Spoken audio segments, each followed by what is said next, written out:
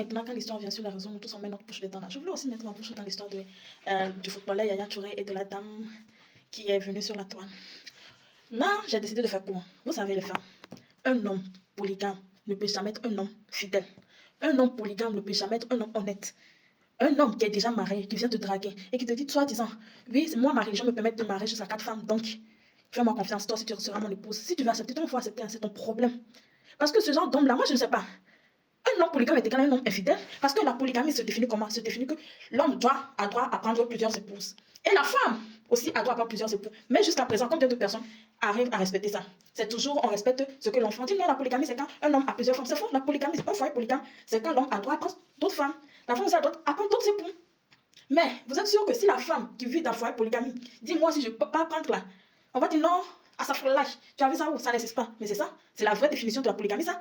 Mais vous ne respectez pas. C'est tellement facile pour les gens de venir écrire quelque chose dans un ouvrage pour dire que non, j'ai été inspiré par le Saint-Esprit, j'ai fait ça, c'est Dieu qui m'a parlé, ou bien nos ancêtres avaient dit ça. Non. Le problème aujourd'hui avec les religions, avec les traditions, est que la plupart des gens ont mis le profit devant. C'est-à-dire que si moi aujourd'hui je deviens roi d'une nation, je vais dire, ok, moi aussi, mes ancêtres, mon Dieu, j'ai eu la révélation, je vais écrire un ouvrage que non, vous respectez. Je peux dire dans le livre là comme la femme ne doit rien faire, c'est l'homme qui doit faire les travaux ménagers, etc. Parce que ça me convient. Comme ça, l'homme qui va m'épouser va faire tout ça là. Et c'est devenu ouvrage. Ce qui est écrit là reste éternité en éternité, de génération en génération. Donc les autres générations vont faire. Mais en réalité, je l'ai fait pour mon propre profit.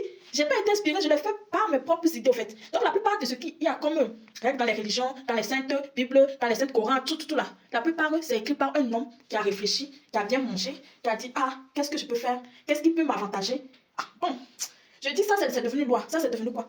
Donc acceptez ça. Un homme qui est déjà marié, tu as promis fidélité à ta femme, tu peux chercher encore autre femme de quoi que non, c'est la polygamie. Non, c'est pas fait de polygamie. Si tu as choisi quelqu'un, c'est que la personne est bonne pour toi, c'est pour le meilleur, pour le pire, non. Tu vas avoir des histoires comme, non, elle va venir t'aider. C'est quel travaux une seule femme ne peut pas faire. Et la femme fait déjà des enfants, les enfants ne peuvent pas l'aider. C'est quel genre? Toi, tu n'as pas besoin d'aide. Toi, si tu as besoin d'aide. Quand on va parler de la sexualité là, la femme est comme le mortier et l'homme est comme le pilon. Vous avez déjà vu pilon casser mortier. C'est rare. Donc la femme peut subir, la femme peut être pas 100 tonnes par jour. La femme va rester avec. Est-ce que l'homme peut faire ça? Tu peux prendre pour tout. Tu peux prendre tout ce que tu veux dans ce monde. Tu ne peux pas faire 100 femmes. Même une seule femme. Faire 100 fois, tu ne peux pas faire. Donc en réalité, c'est la femme qui peut dire que non, moi ça ne me suffit pas, je veux d'autres, ou bien moi je veux encore. En réalité, c'est ça. Mais c'est vous qui partiez chercher pour déposer, pour ajouter à autre femme que non, vous avez la capacité, non, ou bien soit disant vous avez les moyens. C'est quel genre de moyens vous avez et vous ne savez pas ce que vous allez faire avec ce genre de moyens. Et c'est pour aller épouser autre femme. Ou bien des histoires comme il y a trop de femmes dans ce monde, puisque les hommes, c'est faux et c'est catégoriquement faux.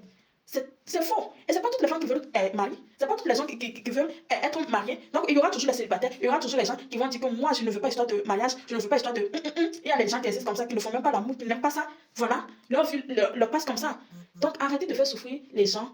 Et après c'est pour eux juger les clans, oui, c'est la femme qui n'a pas raison, c'est l'homme qui n'a pas raison. Tout ça là, c'est la base. Ce que les anciens ont écrit.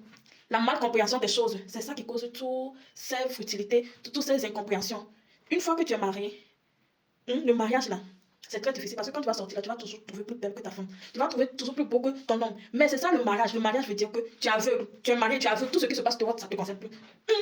Les yeux peuvent manger, tu vas voir, tu vas penser, mais tu vas vite vouloir enlever ça de la tête parce que quoi? Convoiter quelque chose qui n'est pas pour toi, c'est un péché. Donc tu ne vas pas vouloir y réfléchir parce qu'avant de vouloir épouser la personne, il y a le convoitisme, il y a les flirts qui vont venir. Donc dans les flirts, dans les convoitismes, tu vois la femme, ça te plaît, etc. Avec le temps, peut-être toi, tu as déjà goûté son fruit défendu. C'est là que tu vois que c'est plus bon pour toi. Donc tu as déjà péché, tu as déjà passé les étapes qu'il ne faut pas passer. Un homme polygame, c'est un fur. Un homme qui dit que non, moi je suis homme, j'ai droit à plusieurs femmes là, c'est un menteur.